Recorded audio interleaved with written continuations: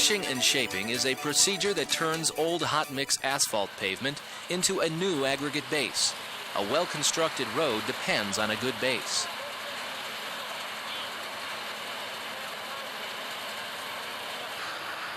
The department's efforts in the crushing and shaping of existing hot mix asphalt pavements, referred to as HMA, results in a cost-effective procedure allowing for reuse of the good materials already in place to construct a new high-quality aggregate base. In this program, we'll look at hot mix asphalt, HMA, base crushing and shaping, as covered by the standard specifications. We'll examine the subject in terms of preparations for the work, materials and equipment used, work steps followed, and key inspections required, including documentation.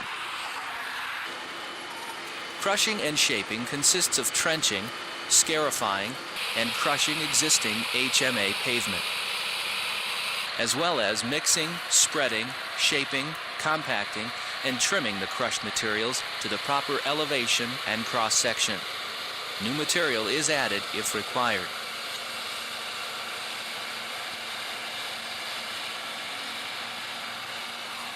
The existing HMA pavement is uniformly crushed to the required width and depth, including 1 to 2 inches of the aggregate base, with 95% of the crushed material having a maximum particle size of 1.5 inches and with no particle size exceeding 4 inches.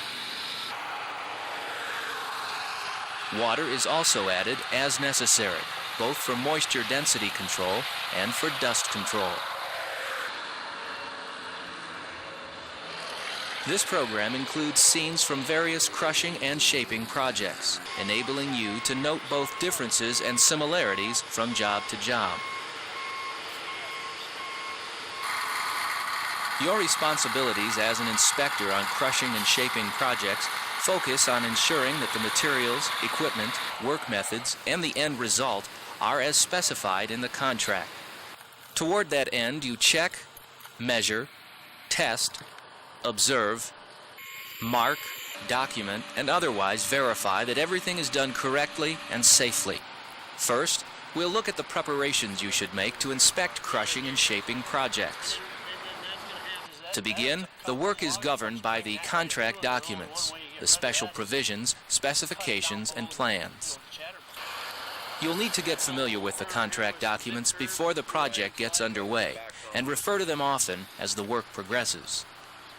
Among the items you should look for are the planned quantities and locations of the work. Compare them with the actual field conditions. Review the staging layout in the plans or in the proposal. The plans will specify crushing depth, crushing and shaping width, construction staging, and shoulder treatment. And the HMA mix design for the initial surfacing course must be approved before surfacing begins. Another preparation is to find out what equipment the contractor plans to use before they start, and make sure that it complies with the requirements of the standard specs or special provisions.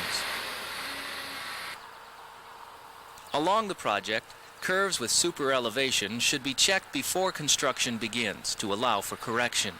For example, cross-sections may have to be taken, and grade stakes may have to be set to control the placement of the crushed material. In any case, the final super elevation must be as designated in the plans and/or proposal.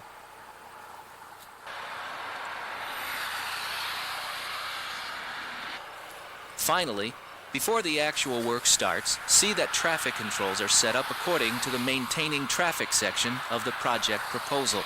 Make sure the signs, barricades, etc. are the correct size and in compliance with the Michigan Manual of Uniform Traffic Control Devices. Of course, throughout the project, you'll need to ensure that traffic is properly maintained in the lane or lanes not being worked. And those are the key preparations for crushing and shaping.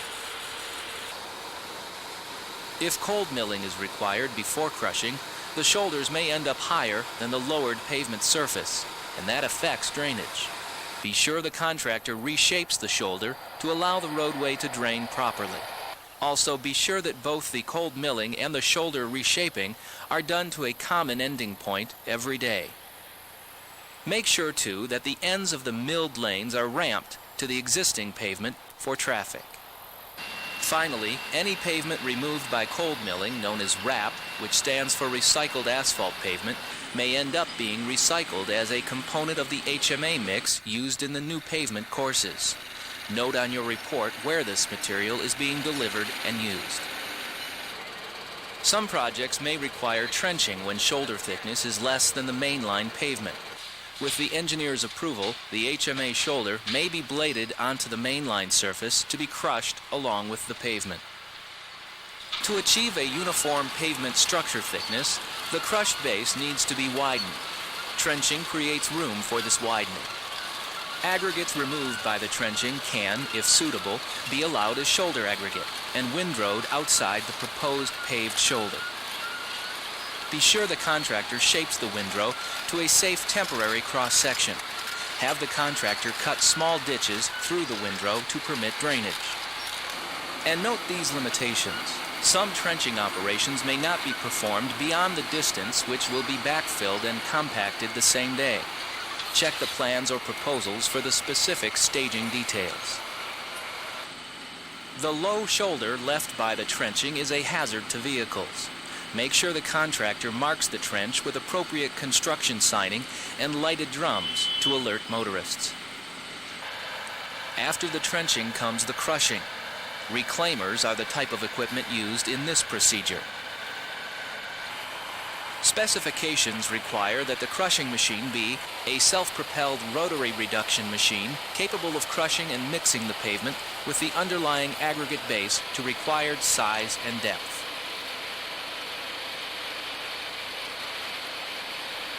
And that the crushing unit have a positive depth control to automatically adjust to the depth being crushed. In addition, the cutting mixing drum is enclosed. Dust generated from the crushing operation must be suppressed with an approved water system. Knowing that the equipment has all the required features and characteristics isn't enough by itself. Performance is what counts. Observe how the equipment operates and inspect the results. Document your observations and let the contractor know of any discrepancies. On all projects, ensure that the reclaimers uniformly crush the HMA surface course in one or more passes to the width and depth called for on the plans. This includes both mainline and shoulder material when directed. In checking the depth of crushing, be sure that at least 1 inch to a maximum of 2 inches of the aggregate base is crushed along with the pavement. This ensures that all the HMA pavement has been crushed. Also, inspect the adequacy of the crushing. The spec requires the crushed material to have a maximum particle size of 1.5 inches. 95% of the material must have a particle size of 1.5 inches or less. No particle size shall exceed 4 inches. Check closely to verify that particles have been crushed sufficiently and uniformly. Even the best equipment may leave oversized pieces of pavement, ones larger than 4 inches in any dimension. These should be removed from the material and discarded. The pulverizing, crushing, and mixing are accomplished by rows of teeth on the cutting, mixing drum. The teeth need to be replaced often, or else the crushing rate and quality will suffer. As an inspector, you want to ensure that the operator replaces the teeth as frequently as needed for good results. Be sure that the dust produced by the crushing is kept to a minimum. You want to avoid both polluting the air and creating a traffic hazard. Make a note on your report how the contractor is performing this procedure.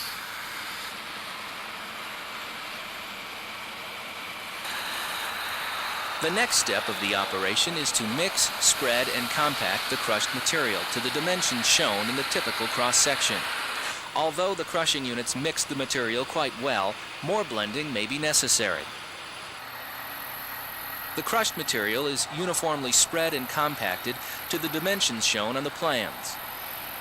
When additional material is needed to attain the plan grade or cross-section, The material used shall consist of excess salvaged crushed material when available or dense graded aggregate.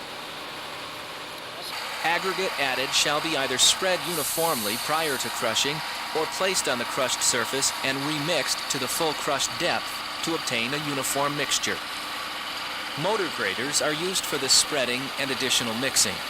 The material has been somewhat windrowed behind the crushing unit, so the material needs to be spread full width.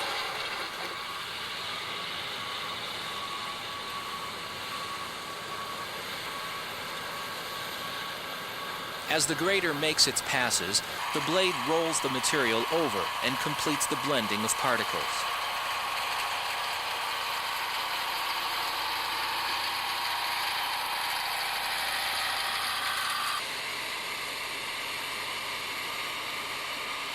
Then, following the spreading, is the compacting. A pneumatic tire or sheep's foot roller is generally used for the initial compacting.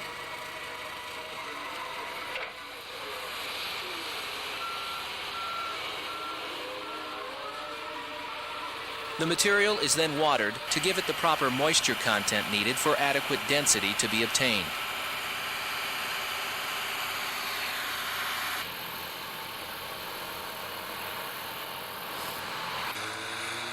Then the rubber tire roller begins the compaction.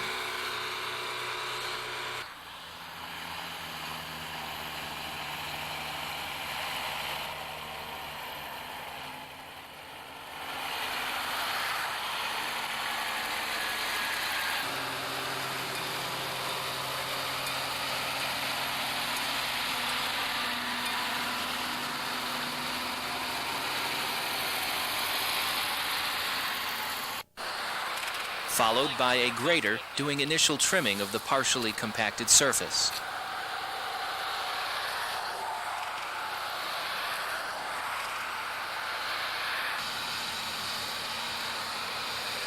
Following the pneumatic tire rolling and initial trimming comes a vibratory steel-wheeled roller to complete the compaction of the base to the required density.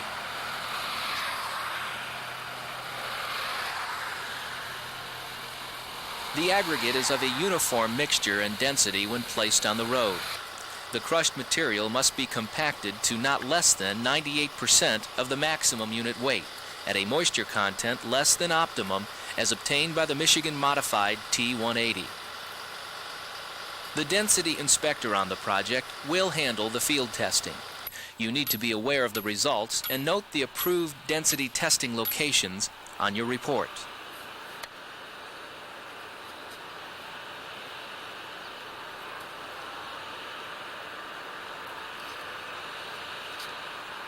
At this location on the base, the moisture content and density percentage are obtained and recorded.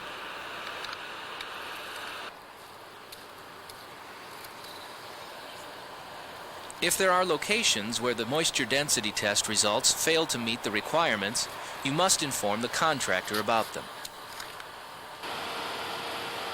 Additional rolling is certainly called for at such locations, and perhaps added mixing, spreading, and shaping too. Required density shall be maintained until the material has been surfaced. With the crushed base shaped, initially trimmed, and compacted to the required density, it's ready for the finishing work, final trimming and rolling. The specification requires that automated trimming equipment do the final shaping of the base. Final grading equipment must have an automatic cross-slope control and an automatic grade referencing system for longitudinal control. A motor grader is being used on these projects to meet the necessary automation requirements. It also can trim to the proper tolerance.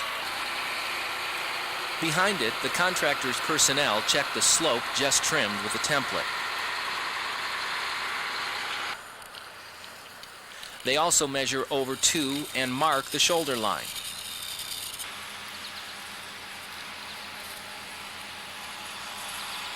So that another grader can then trim the shoulder to the proper grade and slope.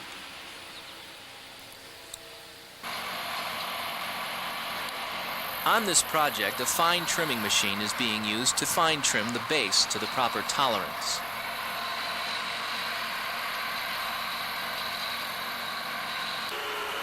The fine grader's conveyor is used to deposit the trimmed material outside the proposed paved shoulder, where it can be shaped and graded. Following the fine trimming comes the final rolling.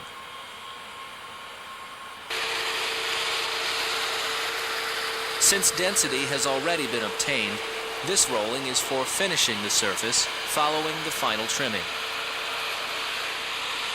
Finish rolling completes the work, but there are a few more checks to complete. One is to check the depth of the fine trimmed base. Always be sure to refill and compact the test holes to avoid leaving a defective spot in the base. Another procedure is to check the transverse percent of the slope, as designated on the plans.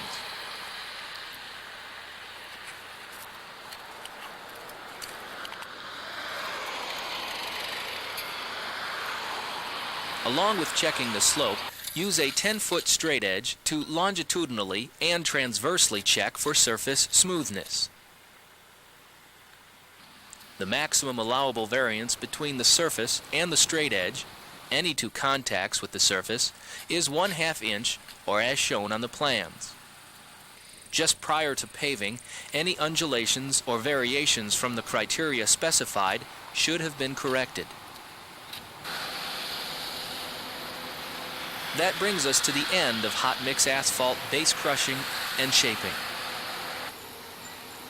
On the finished base will be constructed the other HMA courses, beginning with a leveling course. Occasionally, HMA base failures occur. The contractor will repair at his own expense any unstable grade caused by overwatering or the non-uniform application of water. But there is one more inspection duty: documentation. Recording the essential facts describing the contractor's work and your inspection of it on the inspector's daily report form in Field Book, the software program used by MDOT. Be sure to record all the required information, especially the pay items: HMA base crushing and shaping by the square yard, and salvaged crush material, surplus and unsuitable, remove, and LM by the cubic yard. Describe the work in terms of what was done, its location, and the quantity. Also record the material used, item number, description, and quantity, and add any other required information. It's very important to document the work completely, accurately, and neatly. Your inspection and documentation of the work with constant attention to the details will ensure a job well done, a reconstructed base meeting all of MDOT's specifications.